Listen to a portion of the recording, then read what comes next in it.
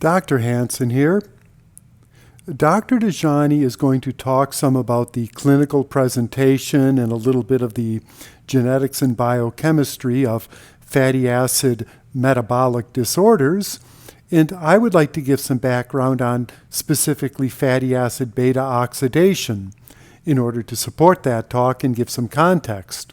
To begin with, on the most general level, can you tell me what the most readily accessible storage form of fuel in the human body is? And can you tell me what the largest fuel reservoir in the human body is?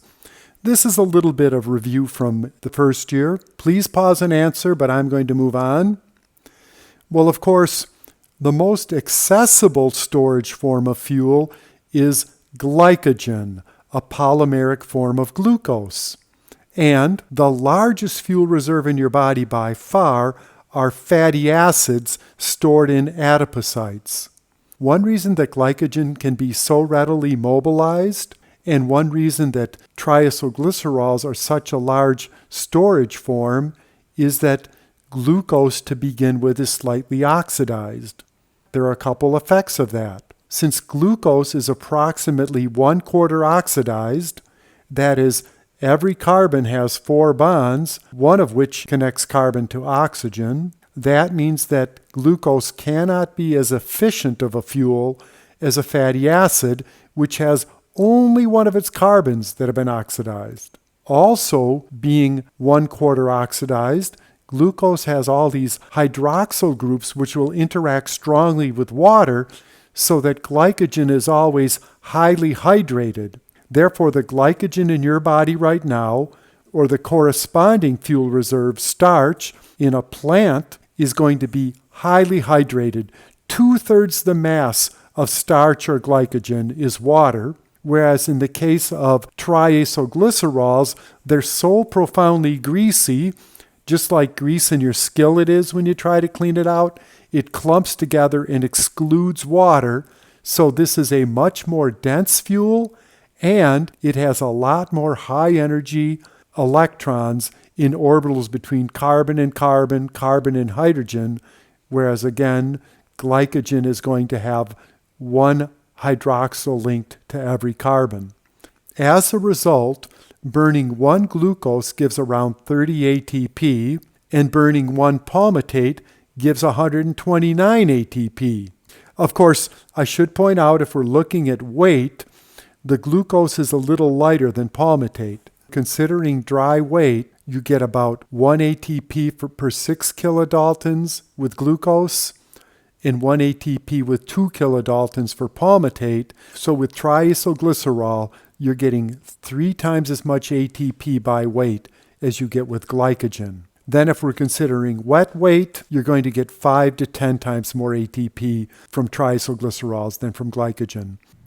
You might ask, well, if glycogen is so inefficient in terms of fuel storage, and if palmitate can store such dense stores, why even bother with glycogen? Well, the very thing that prevents glycogen from being a dense fuel reserve means it's also more accessible for mobilization. That is, the high level of hydration of glycogen makes it heavier, but it allows enzymes to instantly cut into it, remove glucose, which can jump into glycolysis.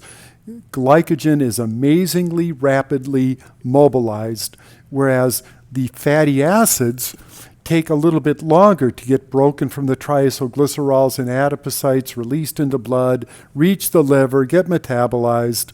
But of course, if you want to have a huge energy reserve, being dense is somewhat more important, so that most of the fuel stored in your body is in the form of fatty acids linked together as triacylglycerols. And in fact, you have 100 times more fuel stored as triacylglycerol than you do as glycogen. In fact, a typical overweight American has enough energy to survive a year, assuming he had enough vitamins and essential carbohydrates for his brain. Most of the fatty acids in your body, and especially the fatty acids linked in triacylglycerols in your fat stores, are long-chain fatty acids that contain more than 12 carbon atoms. But in looking at overall fatty acid metabolism, we have to consider short chain, medium chain, and long chain lengths because the metabolism varies depending upon chain length. The classification here is pretty simple and straightforward. It's all multiples of 6. 1 to 6 carbon atoms in the hydrocarbon chain, short chain, 7 to 12, medium chain, longer than 12, long chain. The short chain and medium chain fatty acids are only a small fraction of the total fatty acids in the body.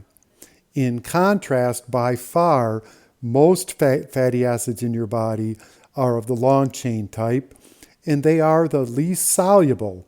That means that the long chain fatty acids cannot be generally released free into the blood, but if they're taken in diet, they can be exported from enterocytes as triacylglycerols trapped inside of chylomicrons. Furthermore, later, when they're used to make energy, they can only get into the mitochondrial matrix via the carnitine shuttle. In contrast, short chain and medium chain fatty acids are a small fraction of total fatty acids, but they are important to metabolism.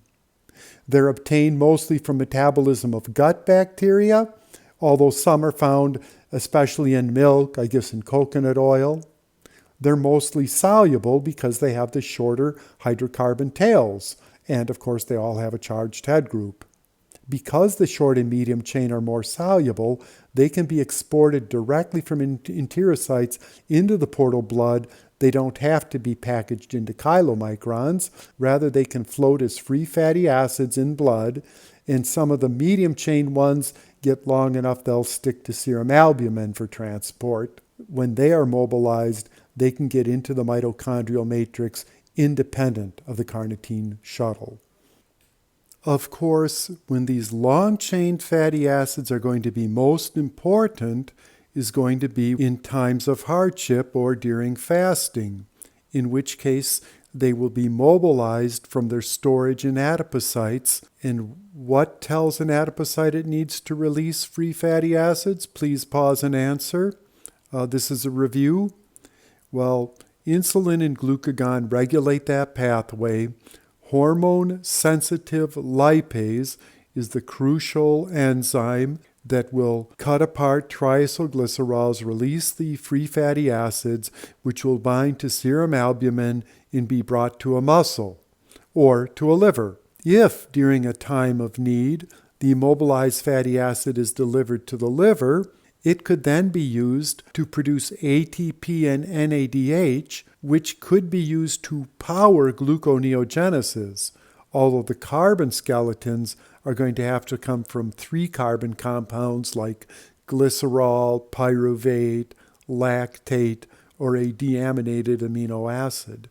Regardless, one of the fundamental functions of this huge fatty acid fuel reserve is to be used as a fuel to make ATP and NH to power these processes. Furthermore, the fatty acid can actually provide skeletons to make ketone bodies in order to feed the brain and supplement its glucose supply. Regardless, whether that fatty acid is being used to make ATP and NADH or whether it's being used to make ketone bodies, it has to get inside the mitochondria. And how does a long-chain fatty acid get into mitochondria? It has to rely upon the carnitine shuttle. And I should point out that if there is any flaw with fatty acid oxidation, even in the shuttle that gets the fatty acid into the matrix, this can lead to serious, even sometimes lethal metabolic problems. You have that gigantic fatty acid reserve. It's there for a reason. You do need to use it. The carnitine shuttle works like this. First of all, the fatty acid needs to be activated, and it's activated through a thiol-ester bond to coenzyme A. Yes, just as you have an acetyl coenzyme A, you can have an acyl coenzyme A. These are high-energy thiol-ester bonds which can be nucleophilically attacked by carnitine and pass that acyl group over to the carnitine to make acyl carnitine. This is a learning objective. You need to know that acylcarnitine is the committed step. That's how you get the fatty acid into the mitochondria. Carnitine acyl transferase transfers an activated acyl group from coenzyme A to carnitine. Then the acylcarnitine can get imported into the mitochondria, where carnitine acyl transferase transfers the activated fatty acid from acylcarnitine back to coenzyme A.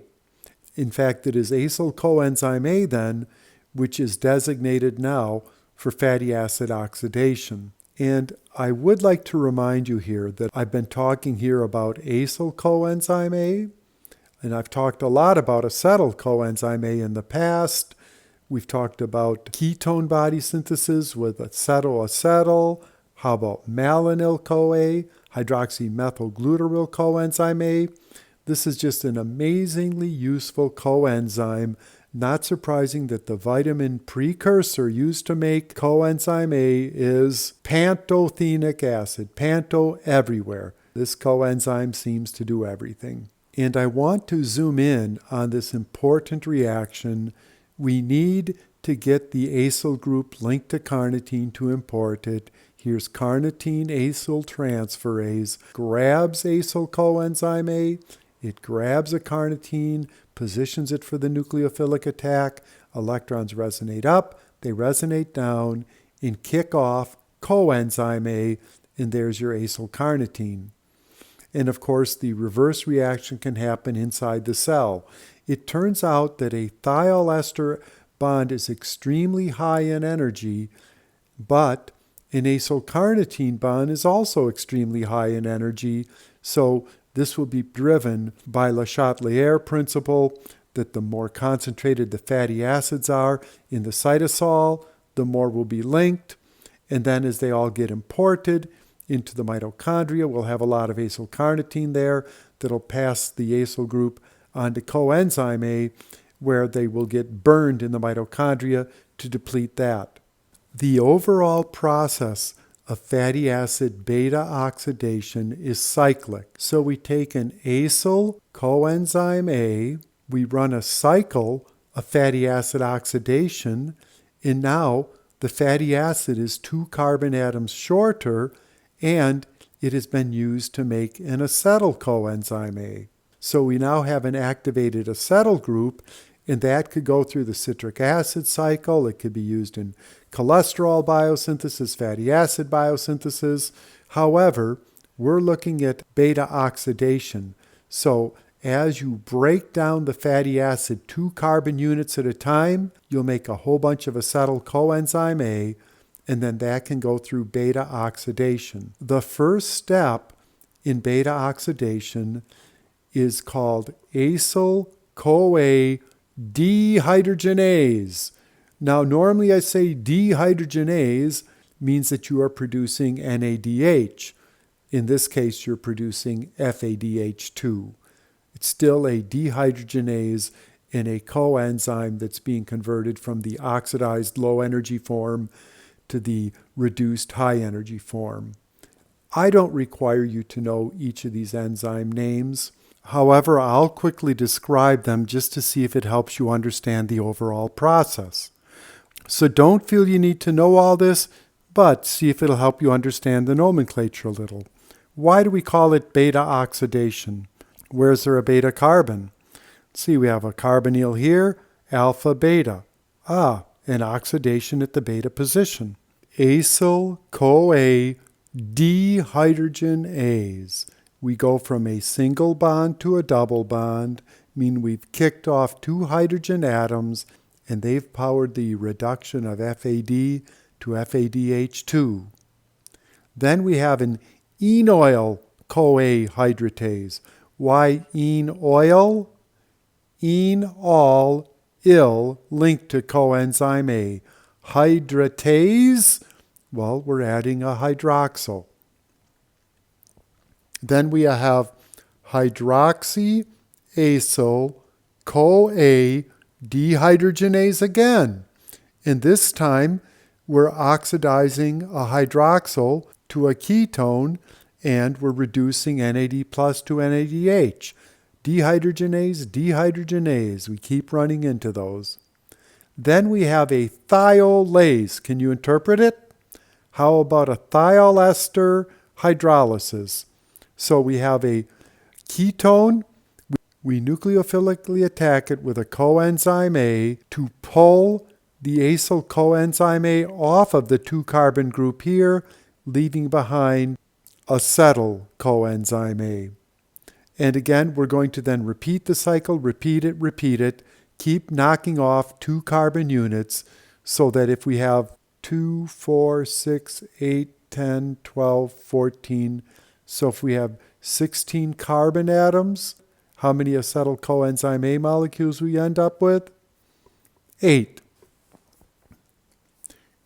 I'll simply say that if you interfere with fatty acid oxidation or the import of fatty acids, either way, you're going to mess up energy metabolism. And since fatty acids are providing the ability to make ATP and NADH, if you can't do fatty acid metabolism, then you'll have to fill in with another fuel. The primary other fuel is glucose. So most fatty acid oxidation defects lead to deficiencies in glucose or hypoglycemia under various conditions. Now, I have not yet talked about peroxisomes. I've certainly talked quite a bit about mitochondria. But I do want to point out that beta oxidation can occur either in mitochondria and in peroxisomes, and in fact, it's almost the exact same process. One noticeable difference is the very first step. I mentioned how beta oxidation begins when acyl coenzyme A dehydrogenase forms a double bond and kicks off the 2 hydrogen atoms to reduce FAD to FADH2. That's in mitochondria. A very similar reaction occurs in the peroxisome, but that's catalyzed by medium-chain acyl coenzyme A oxidase. Now, remember, a dehydrogenase is an oxidation, so it's very similar to an oxidase. But dehydrogenase does mean you reduce a coenzyme that's going to be able to do something with those hydrogen atoms. Acyl coenzyme A oxidase, in contrast, reduces molecular oxygen and actually makes hydrogen peroxide, hence a peroxisome. But very similar reactions. In the mitochondria, you save the high-energy electrons for use in the electron chain. In the peroxisome, you make peroxides. So in the case of a peroxisome, you're not making high-energy NADH for later use in the electron transport chain. But either a mutation which inactivates acyl coenzyme A dehydrogenase or a mutation which inactivates medium-chain acyl coenzyme oxidase will interfere with fatty acid metabolism and lead to fuel shortages. There's more than a dozen different steps in these pathways which can be inhibited. The most common of all is medium-chain acyl coenzyme A oxidase. Carnitine shuttle is inhibited some. Acyl coenzyme A dehydrogenase. But in addition, there's a number of other steps.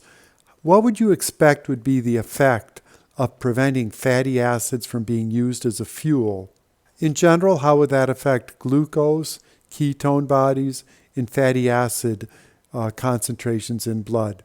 Please pause and answer. But I'm going to move on. I would expect, since you cannot supplement your fuel supply with fatty acids, when you need them, you're going to have to burn something, and most likely you'll be burning more sugar than you'd like to. You'll end up hypoglycemic. You don't have the fatty acids to support gluconeogenesis. Ketone bodies get their energy and their skeletons from the breakdown of fatty acids into acetyl coenzyme A. There will be very few ketone bodies. Also, since you're blocking the use of fatty acids that might cause an increase in blood lipids. Do you expect genetic defects in fatty acid beta oxidation will be dominant or recessive? Please pause and answer. But I'm going to move on. Yes, according to the simple model, these are obviously loss of function mutations, and as you would predict, they're recessive. Anyways, I hope this will give you some insight into thinking about Dr. Dajani's more clinical talk. If you have any questions, I always enjoy hearing from you. Let me know what you think. Thank you.